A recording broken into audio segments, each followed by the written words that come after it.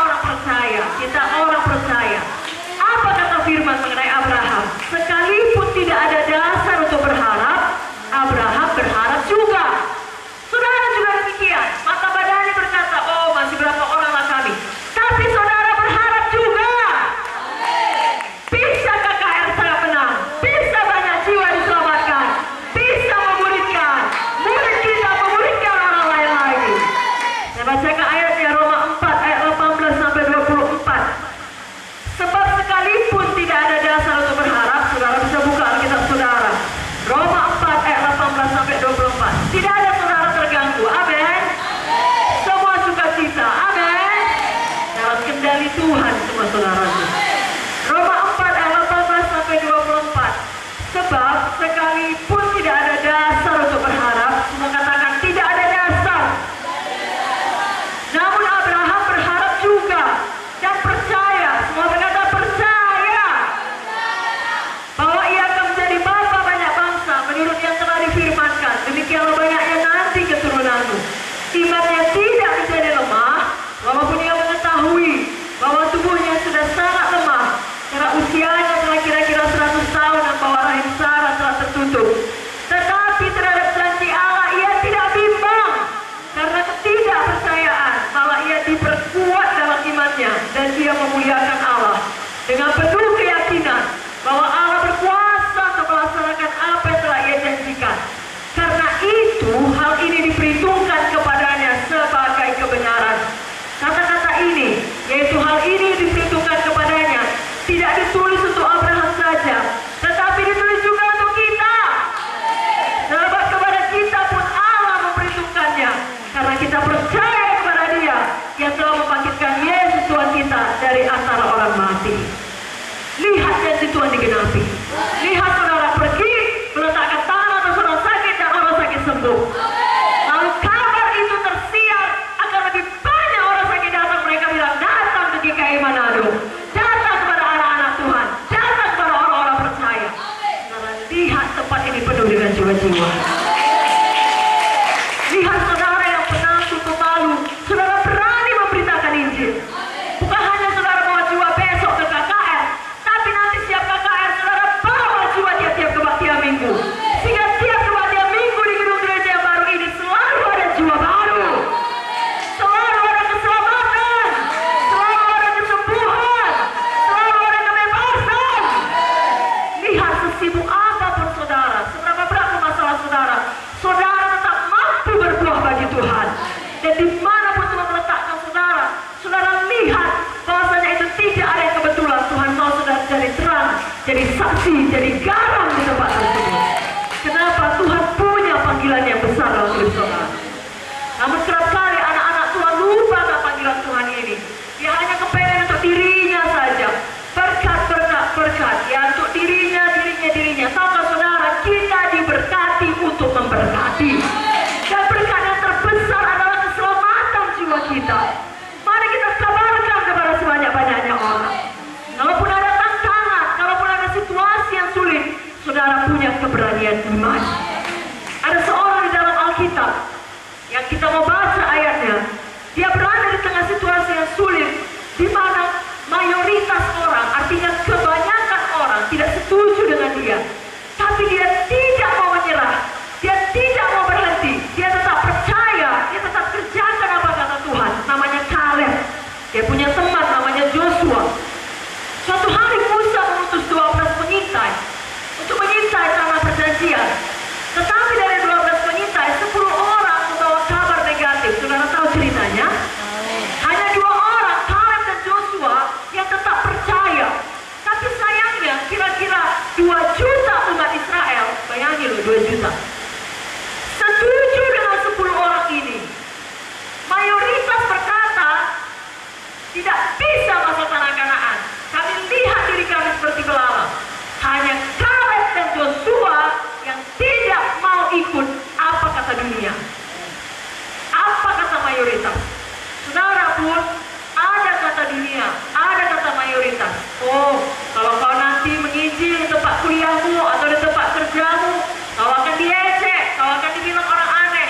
Sudah, tutup saja mulutmu. Saudaraku, walaupun Kaleb dan Joshua ditentang oleh 2 juta umat Israel, maka Alkitab mengatakan mereka mau dilempari dengan batu, mereka mau dibunuh, mereka tetap percaya dan beriman, karena mereka tahu hanya mereka dengan Tuhan itulah golongan mayoritas yang sebenarnya.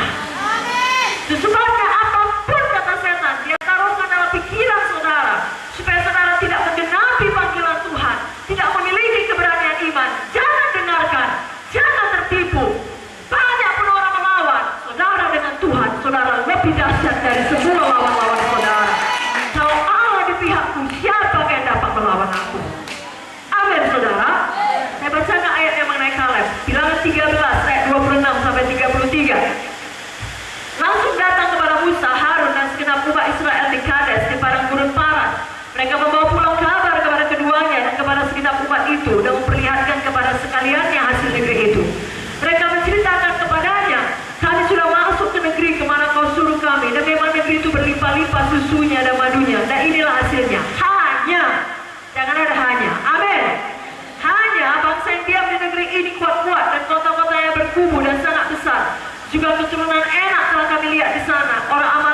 tanah Negeb, orang Het, orang Jebus, dan orang Amori diam di pegunungan. Orang Kanaan diam di sepanjang laut dan sepanjang tepi sungai Jordan. Kita pun jangan begitu, saudaraku. Maunya aku menginjil, maunya aku memberikan. Hanya, aku sibuk kali. Hanya itu sama dengan tetapi. Kalau udah dibuat tetapi, yang di awal membatalkan semuanya. Gara-gara ada tetapi. Bayangkanlah seorang pemuda, mau mengajak seorang gadis untuk berpacaran dengan dia, menjadi kekasihnya. Lalu gadis ini menjawab, memang abang dibanding semua pemuda di gereja ini paling ganteng, paling kaya, pekerjaan abang pun paling bagus. Aku itu bang, hanya aku tidak suka sama abang. Kalau gunanya dipuji tadi. Aku tidak usah dibilang dia paling ganteng, tapi aku mau bang, kan begitu? Demikian juga kita, jangan ada hanya. Tuhan mengatakan bahwasanya kita gerejanya, kita tubuhnya, kita perlu melakukan perintah aku, maka kita katakan, ya Tuhan, ini aku, utuslah aku. Apapun tantangannya, Tuhan bersama kita jauh lebih besar dari semuanya itu. Akan tetap ada orang-orang yang melawan. Artinya akan tetap ada suara-suara negatif saat kita mempraktekkan keberanian iman. Bahkan saat kita mulai pergi bersaksi dan menginjil, saat kita mulai banyak berkorban waktu, yang berkorban uang, berkorban tenaga untuk memulihkan jiwa-jiwa, mengunjungi jiwa-jiwa, akan banyak suara negatif. Tapi jangan saudara menyerah, jangan saudara berhenti. Katakan amin lebih kuat lagi. Kalau Tuhan berjanji, Dia menyertai, maka Dia pasti menggenapi janjinya. Dan kalau Tuhan menyertai, itu lebih daripada cukup. Kita punya keberanian iman seperti Kaleb, seperti Abraham. Kenapa? Karena dasar kita adalah firman Tuhan. Langit bumi bisa berlalu, firman Tuhan kekal selama-lamanya. Katakan amin, saudaraku. Dan Tuhan kita tidak bisa berbohong. Kalau Dia berjanji, Dia akan menggenapi janjinya. Saudara miliki keberanian iman. Sekali lagi, miliki keberanian iman. Yang tidak tahu apa yang akan terjadi di masa yang akan datang. Tapi kalaupun akan ada masa kesusahan yang melanda hidup saudara karena saudara melakukan perintah agung, tetaplah beriman. Kalau ingat kisah Sadrak, Mesak, Abednego, mereka mau dilemparkan ke dalam nyala api karena percaya kepada Tuhan, tapi mereka tidak menyangkal Tuhan. Saudara pun jangan pernah menyangkal Tuhan. Jangan pernah berdiam diri. Jangan pernah tutup mulut, tidak berani bersaksi. Saudara, ketika dan Sadrak, Mesak, Abednego, dan yang tidak ikut saudaraku, mau dimasukkan ke dalam dapur api yang menyala, demikianlah marahnya raja, dikatakan panaskan sampai 7 kali daripada biasanya.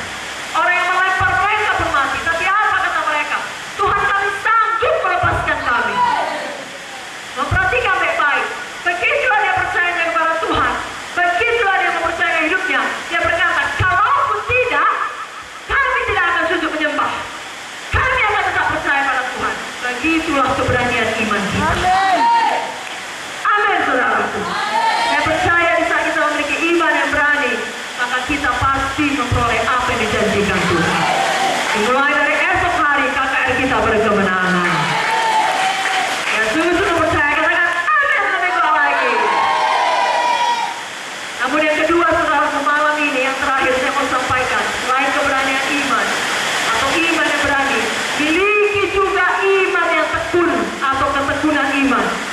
Dari hidup Kaleb kita lihat, bukan hanya dia berani berdiri berdua dengan Yosua menentang 2 juta umat Israel, tapi dia juga bertekun di dalam imannya. Dia setia terus di dalam imannya mengerjakan panggilan Tuhan. Mengapa? Karena dia tahu kalau Tuhan berjanji, Tuhan menggenapi. Dan pada akhirnya Kaleb memperoleh apa yang dijanjikan Tuhan kepadanya. Saya bacakan Yosua 14 ayat 7 sampai ayat 15. Yosua 14 ayat 7 sampai 15. Aku berumur 40 tahun ketika aku disuruh Musa hamba Tuhan itu dari Kades Barnea untuk mengintai negeri ini, dan aku pulang membawa kabar kepadanya sejujur-jujurnya. Sedang saudara-saudaraku yang bersama-sama pergi ke sana dengan aku membuat tawar hati bangsa itu. Aku tetap mengikuti Tuhan Allahku dengan sepenuh hati. Pada waktu itu Musa bersumpah, katanya, sesungguhnya tanah yang